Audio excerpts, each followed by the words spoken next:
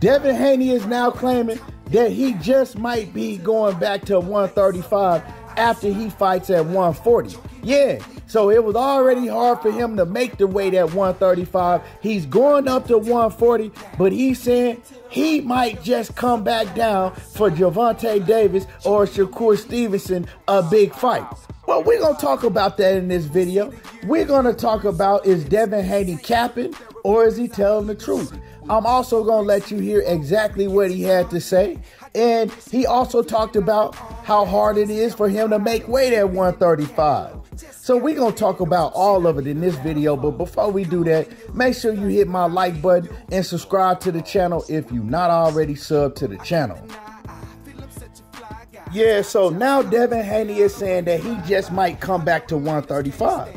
Now, the thing with what he said, and like I said, I'm going to let y'all hear exactly what he said, and we're going to talk about it. But with what he said, right, he's talking about Mike coming back down to 135, right? After he just got done talking about how long he's been around 135 and at that weight division and how hard it is for him to make weight, right?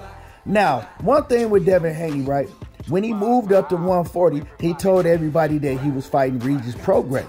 Now, we know that Regis has already signed his part of the deal. He signed his contract.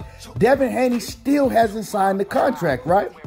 And so, with that whole situation, things are looking real fishy with Devin Haney. Were you actually going to fight Regis Prograis in the first place? I don't know. I'm not saying that he wasn't never going to fight Regis Prograis, but what I want to know is what's going on. What's the holdup? How come you haven't signed your portion of the contract yet? Regis says it was a date on his contract. The date was November, and you still haven't signed it.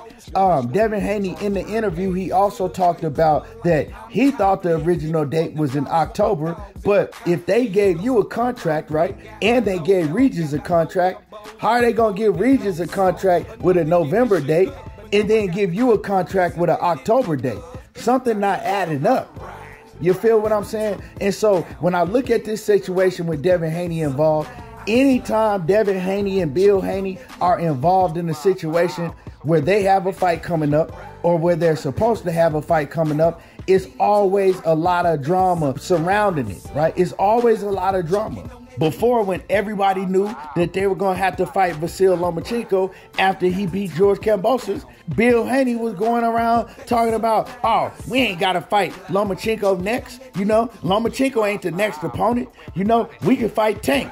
We could fight Tank, knowing that Tank was already matched up with Ryan Garcia. You know, that was his next fight. Matter of fact, Tank had 2 fights lined up. He had Hector Garcia and then Ryan Garcia. But during that time period when Gervonta Davis was already locked in 2 fights, he was going around talking about, oh, they don't got to fight Lomachenko, they can go fight Tank, which was all cap. It was all BS.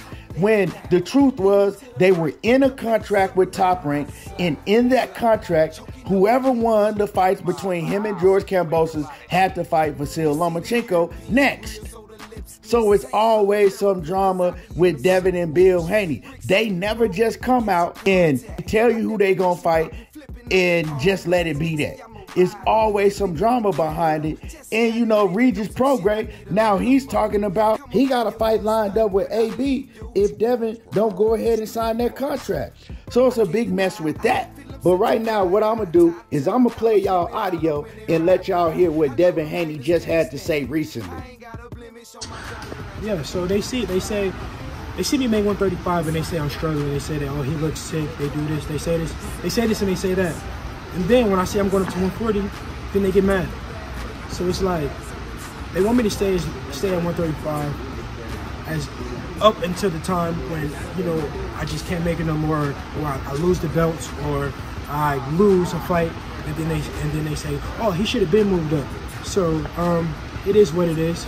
My last time making 135 was, it's never easy for me, but I made the weight like a true champion does, and I was successful in the fight. So they made me champion in recess, but they also gave me the chance to go up and fight for another belt. So you know, it is what it is. You know, I gotta respect their decisions, and you never know. I may go back and fight for WBC at 135 again, and you know, 2-time undisputed. I've been at 130, 135. Well, when I was in the amateurs, I was fighting at 132. So I've been at 130, 132 since I was 132, 135 since I was 16 years old. So it's been a long time coming. Obviously, you know, we see my body mature over the years as a pro, especially from the amateurs. You know, it's been a long time coming, but you never know. I might go back to 135. I'm still, you know, it's still big fights at 135. So we just got to see for the right fight, you know, the right situation, the right money, of course. You know, I will go back down. So y'all heard the audio. Now, when y'all hear that audio, the question is Devin Haney really willing to go back down to 135? Or is he all cap? Is he just capping? I'm going to tell y'all exactly what he doing. Now, he said one key thing, right? And I know oh man, Shakur didn't take the 25%. I know y'all already in here. You know what I'm saying? When Bob Arum, his promoter, said that 25% deal, it wasn't even real. It wasn't no 25%. 25% of what? You know what I'm saying? Since y'all was all running around talking about the 25% and talking about he turned down the biggest payday of his career, 25% of what? What was the 25% of? Since y'all saying it was going to be the biggest payday of his career, what was it? What was the dollar amount since y'all telling me it was going to be the biggest payday of his career? And what was he going to get 25% of? Was he going to get 25% of the fight purse? Was he going to get 25% of the fight revenue? 25% of what? Y'all don't even know that. Y'all just running your mouth. If Bob Arum didn't even tell them what purse was on the table, 25% of what? It was never real. He just said that and did that for social media. He never had no intention to fight Shakur Stevenson at 135. Now, if you listen to what he said when he talked, he said, y'all just want me to stay at the weight division, 135, until I mess around and can't make the weight, right, anymore, or I lose. So the thing is, Devin Haney, he didn't even reach out to try to fight Tank Davis because he knew Tank was going to have him fight at 135. He bluffed the whole world with that Shakur Stevenson stuff because he knew that he wasn't going to fight Shakur Stevenson at 135.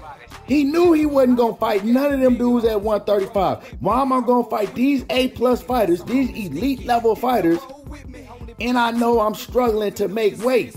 I just barely got past Vasil Lomachenko, and you think I'm going to fight a Gervonta Davis or Shakur Stevenson at the weight division? The man was bluffing the whole time. But what he did and what he is doing, he is using those belts as leverage, right? They put him in a position, okay, well, you can either fight Regis Prograis or you can fight Shakur Stevenson. He knew he wasn't going to fight at 135.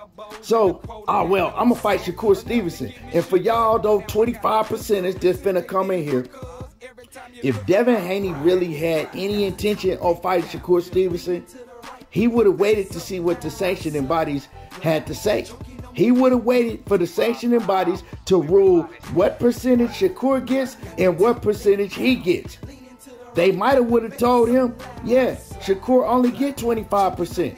They might have would have told him Shakur get 30% or 40%. Nobody knows. But Devin Haney, he didn't wait around, right? Because soon as they was about to make that decision, he told him, never mind, I'm moving to 140. That's what happened. He ain't want no smoke with Shakur.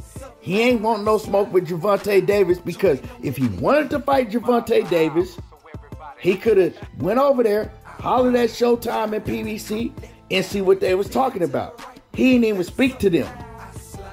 So when he's talking about right now that he could go back to 135 for a big fight, he's all cap. It ain't no way in hell that Devin Haney, already damn near killing himself to make weight, is going to go up to 140 and then come all the way back down?